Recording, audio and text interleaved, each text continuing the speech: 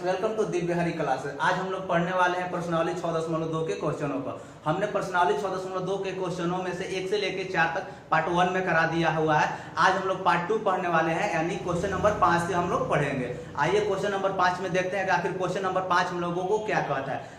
जो question number 5 है, question number 5 में एक फिगर आपका ये दिया हुआ है और फिगर के साथ साथ में दिया हुआ है क्या है, जो डीई है, कि ये जो डीई लाइन है वो ओक्यू के पैरेलल है तथा जो डीएफ लाइन है वो ओआर के पैरेलल है। यानी कि इस जो त्रिभुज पीक्यूआर में है, हम लोगों को पहले से ही क्या दिया हुआ है कि जो डीई है ओक्यू के पैरेलल है तथा जो डीएफ है ओआर के पैरेलल है। तथा इसी के साथ हम लोगों से पूछ दिया हुआ है कि जो तब आप सिद्ध कीजिए कि क्या कि जो ईएफ लाइन है वो क्यूआर के पैरेलल होगा। यानी जो ईएफ लाइन है, जो ईए वाला लाइन है ईएफ, वो क्यूआर के समानांतर होगा। इसी को हम लोगों को प्रूफ करना है। तो आइए हम लोग यहाँ से प्रूफ करना स्टार्ट करते हैं। सबसे पहले दोस्तों हम लोग यहाँ से लेंगे त्रिभुज पी क्यू ओ को। कौन सा त्रिभुज? पी क्यू ओ या पी ओ क्यू। यहाँ से हम लोग ले लेते हैं त्रिभुज पी ओ क्यू को।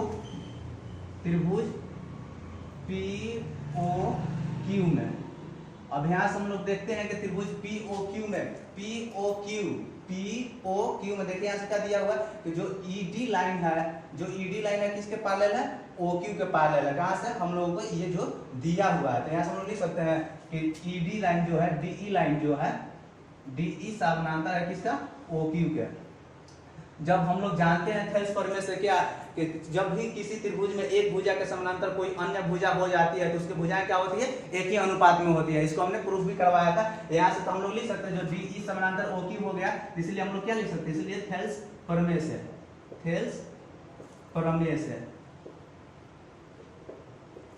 प्रमेय से जब हम लोग लिखेंगे तो क्या हो जाएगा? पीई बाटा ई क्यू, पीई बाटा ई क्यू बराबर पीडी बाटा में डीओ, पीडी बाटा में डीओ। Equation number first. अब आते हैं दोस्तों, अब त्रिभुज, अब यहाँ से इस त्रिभुज में हमने इस त्रिभुज को ले लिया, पी ओ क्यू को ले लिया। अब हम आते हैं त्रिभुज पी ओ आर में। कौन सा त्रिभुज? पी ओ आर, यानी ये वाला त्रिभुज पी ओ आर, इस साइड वाला त्रिभुज में आ रहे हैं। जब इस त्रिभुज में आएंगे हम लोग तो देख रहे हैं इस त्रिभुज में क्या दिया हुआ है कि जो डीएफ लाइन है ओ आर के क्या है? पैरेलल है। हम लोगों को यहाँ से दिया हुआ है कि जो डीएफ लाइन है ओ आर के समानांतर है। तो यहाँ से हम लोग आते हैं त्रिभुज पी ओ आर में। जब हम लोग पी ओ आर में आएंगे तो क्या दिया हुआ है कि डीएफ जो है किसके समानांतर है? ओ आर के। डीएफ समानांतर ओ आर। यहाँ से हम लोग लिख सकते हैं, इसीलिए थेल्स प्रमेय से जब हम लोग थेल्स प्रमेय से लिखेंगे तो क्या होगा? हम लोग जानते हैं कि जब थेल्स डीएफ समानांतर ओ आर हो गया तो थेल्स प्रमेय की भुजा बोलते हैं वो अनुपातिक होती है। तो हम लोग लिख सकते हैं यहाँ से क्या कि पीएफ बाटा एफ आर, पीएफ बाटा एफ आर बराबर क्या हो जाएगा? पीडी बाटा ओडी, पीडी बाटा ओडी या डीओ। इक्वेशन नंबर इसको सेकंड कर लेते हैं। यहाँ से देखिए दोस्तों, हमने इस त्रिभुज में आपकी बार चला हुआ है कि जो पी ओ आर में, कौन सा? पीओआर में क्या दिया हुआ है कि जो डीएफ लाइन है ओआर के समानांतर है। तो हम लोग जानते हैं कि जब किसी भी त्रिभुज में एक भुजा के समानांतर कोई अन्य रेखा हो जाती है तो उसकी भुजाएं क्या होती है? एक ही अनुपात में विभाजित होती है। इसको हमने प्रूफ भी किया हुआ है। तो अब यहाँ से देखिए दोस्तों, जो हम लोग यहाँ से लिख लिए कि जो पीएफ बाटा क्या हो गया? एफ आर, और बाटा में बराबर क्या हो जाएगा? पीडी बाटा में डीओ। तो पीडी बाटा में डीओ हो गया। अब यहाँ से हम लोग कर लेते हैं समीकरण फर्स्ट तथा समीकरण को सेकंड को तुलना। तो समीकरण फर्स्ट तथा समीकरण सेकंड को तुलना करने पर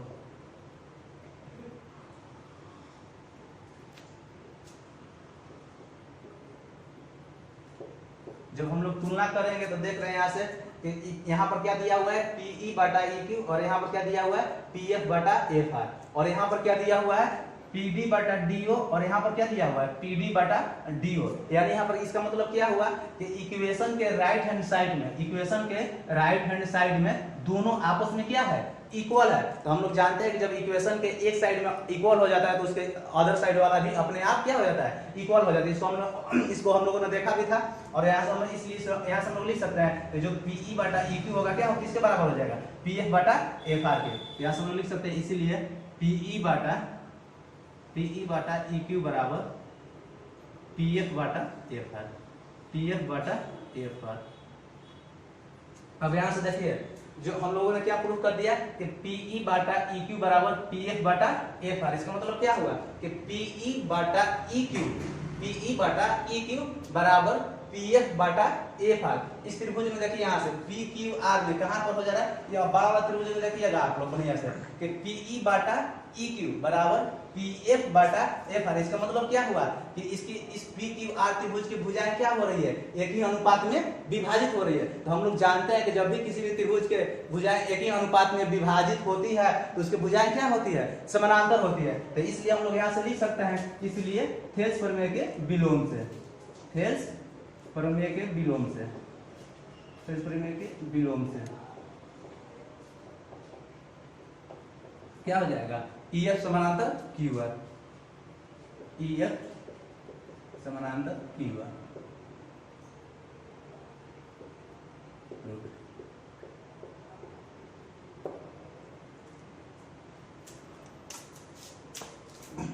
अब आएंगे दोस्तों अपने क्वेश्चन नंबर अगले। अब आते हैं क्वेश्चन नंबर 6 के तरफ। क्वेश्चन नंबर 6 में एक क्वेश्चन फिगर दिया हुआ है आपका PQR, और जिसके अंदर भी एक त्रिभुज बनाया हुआ है ABQ। इसमें बहुत सारे त्रिभुज है OQR, और साथ ही साथ में दिया हुआ है क्या कि जो AB समानांतर है किसके समानांतर है, TQ के। यानी कि जो ये लाइन है, ये भुजा जो है किसके समानांतर है, इस भुजा के समानांतर है। और क्या जो AC है, यानी कि जो भुजा AC है, भुजा PQPR के क्या है, समानांतर है। और इसी के साथ हम लोगों को सिद्ध करने के लिए दे दिया हुआ है, प्रमाणित करने के लिए दे दिया हुआ है क्या कि जो BC है वो किसके समानांतर होगा, QR के समानांतर होगा। आप लोगों को प्रूफ करना है, यानी कि जो ये BC है किसके समानांतर होगा, QR के समानांतर होगा। तो आइए हम लोग प्रमाण करते हैं कि कैसे जो BC है QR के समानांतर है। तो सबसे पहले हम लोग उठाते हैं त्रिभुज POQ में। कौन सा त्रिभुज, POQ में। देखते हैं त्रिभुज POQ में क्या क्या दिया हुआ है। त्रिभुज POQ में, जब त्रिभुज POQ में आते हैं तो क्या दिया हुआ है हम लोगों को कि जो ये AB लाइन है किसके समानांतर है, भुजा PQ के समानांतर है। जो ये AB लाइन है किसके समानांतर है, PQ के समानांतर है। तो यहाँ हम लोग लिख सकते हैं कि AB समानांतर क्या दिया हुआ है, PQ। जब AB समानांतर PQ हो ही गया तो हम लोग क्या लिख सकते हैं, इसलिए थेल्स प्रमेय से, थेल्स प्रमेय से जब हम लोग थेल्स प्रमेय से लिखेंगे तो क्या हो जाएगा, यहाँ से देखते हैं कि PA बाटा AO, PA बाटा AO, जो PA बाटा AO होगा वो किसके बराबर हो जाएगा, OB बाटा BQ के, OB बाटा BQ के। इसको इक्वेशन फर्स्ट मान लेते हैं। अब आते हैं, अब हम लोग चल लिए त्रिभुज POQ में, यानी इस त्रिभुज में चल लिए POQ में। अब हम लोग आते हैं त्रिभुज POR में। कौन सा त्रिभुज, POR, यानी ये वाला त्रिभुज में हम लोग अब काम करेंगे। अब आते हैं त्रिभुज POR में। जब हम लोग POR में आ रहे हैं तो यहाँ पर क्या दिया हुआ है कि जो AC है किसके समानांतर दिया हुआ है, PR के समानांतर दिया हुआ है। जो AC समानांतर क्या दिया हुआ है, AC समानांतर PR। तब यहाँ से हम लोग लिख सकते हैं, इसलिए थेल्स प्रमेय से, थेल्स प्रमेय से जब हम लोग थेल्स प्रमेय से लिखेंगे तो क्या हो जाएगा, PA बाटा AO बराबर PA बाटा AO बराबर क्या हो जाएगा, OC बाटा CR, OC बाटा CR। इसको इक्वेशन सेकंड मान लेते हैं। अब यहाँ से हम लोग देखते हैं क्या कि इधर भी क्या दिया हुआ है, PA बाटा AO, और इधर भी क्या दिया हुआ है, PA बाटा AO। इसका मतलब क्या हुआ कि इक्वेशन के एक साइड में इक्वल है। तो हम लोग जानते हैं कि जब भी किसी भी इक्वेशन के एक साइड में इक्वल हो जाता है तो उसके दूसरे साइड भी अपने आप क्या हो जाते हैं, इक्वल हो जाते हैं। जैसे देख लेते हैं कैसे इक्वल होता है। जैसे मान लेते हैं कि A बराबर यहाँ पर 8 दिया हुआ है और B बराबर भी कितना दिया हुआ है, 8 दिया हुआ है। यहाँ पर देखिए इधर भी कितना दिया हुआ है, A का मान 8 दिया हुआ है, B का भी मान कितना दिया हुआ है, 8 दिया हुआ है। यानी इस साइड में, राइट हैंड साइड में इक्वल है कि नहीं है। इसका मतलब क्या हुआ कि जितना A के पास है उतना ही B के पास है कि नहीं है। देखिए तो यहाँ से A बराबर कितना 8, B बराबर कितना 8। इसका मतलब क्या हुआ कि A बराबर B है। तो ऐसे ही यहाँ पर हम लोग देखते हैं तो क्या दिया हुआ है, जो पी ए बटा एओ का मान दिया हुआ है वो किसके बराबर है, ओबी बटा बी क्यू के। यहाँ पर क्या दिया हुआ है, जो पी ए बटा एओ दिया हुआ वो किसके बराबर है, ओसी बटा सी आर के। इसका मतलब क्या हुआ, तो जो ओबी बटा बी क्यू का मान है वो किसके बराबर हो जाएगा, ओसी बटा सी आर के। तो यहाँ से हम लोग लिख सकते हैं क्या, समीकरण फर्स्ट तथा समीकरण सेकंड को तुलना करने पर, समीकरण फर्स्ट तथा समीकरण सेकंड को तुलना करने पर,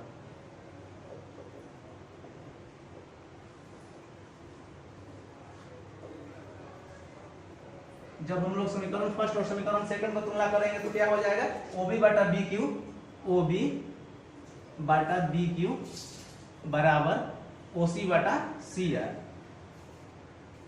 अब जब ओबी बटा बी क्यू आ गया और बराबर ओसी बटा सी आर आ गया तो इसको हम लोग देख लेते हैं कहां पर आया हुआ कि ओबी बटा बी क्यू बराबर ओसी बटा सी आर, यानी कि इस त्रिभुज में आ गए हम लोग। कौन सा त्रिभुज में, ओ क्यू आर में। कौन सा त्रिभुज में हम लोग आ गए हैं, ओ क्यू आर में। और आया क्या हुआ है कि ओबी बटा बी क्यू बराबर ओसी बटा सी आर। इसका मतलब क्या हुआ कि जो ये त्रिभुज है ओ क्यू आर, इसकी भुजाएं क्या हो जा रही है, एक ही अनुपात में विभाजित हो जा रही है। तो जब किसी भी त्रिभुज की भुजाएं एक ही अनुपात में विभाजित होती है तो हम लोग जानते हैं थेल्स प्रमेय के विलोम से उसकी भुजाएं क्या होती है, समानांतर होती है। और इसको हम लोगों ने क्या किया हुआ है, प्रूफ भी किया हुआ है।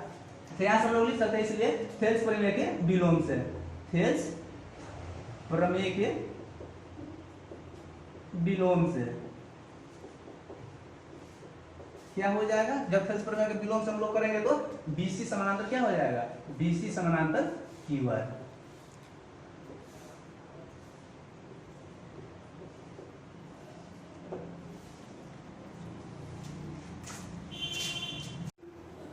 आते हैं क्वेश्चन नंबर 7 की तरफ। क्वेश्चन नंबर 7 में दिया हुआ है कि प्रमेय 6.1 का प्रयोग करते हुए सिद्ध कीजिए। यानी प्रमेय 6.1 का मतलब क्या हुआ, थेल्स प्रमेय का प्रयोग करते हुए हम लोगों को सिद्ध करना है। क्या सिद्ध करना है कि एक त्रिभुज के एक भुजा के मध्य बिंदु से होकर दूसरी भुजा के समानांतर खींची गई रेखा तीसरी भुजा को क्या करती है, समद्विभाजित करती है। आइए समझते हैं इसका मतलब क्या हुआ। बोल रहा है कि एक त्रिभुज के मध्य बिंदु से होकर, तो पहले हम लोग क्या करेंगे, एक त्रिभुज बनाएंगे।